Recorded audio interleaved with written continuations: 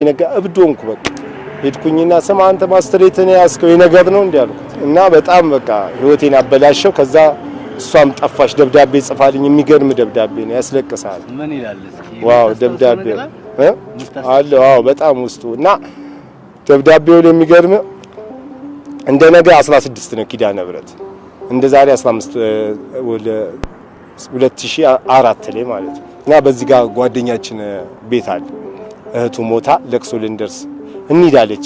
አይ ተይው አንቺ ቤት ሁኚ ብዬ ከጓደኛዬ ጋር ልክ በዛ ሰዓት ነው የጻፈችው። እና 3 ቀን በቃ የሆነ ሳቢ ጠሮኝ እኔም ስራ ጠፋ ምናምን የሁለት ብር ከሰላተን ተንገላተን ከሰል ደግሞ እያዞርኩ ሸጥ ነበር። እና ከሰሎችም ጠፍተውብኝ በቃ ድቅርትርት ብለን ነበር።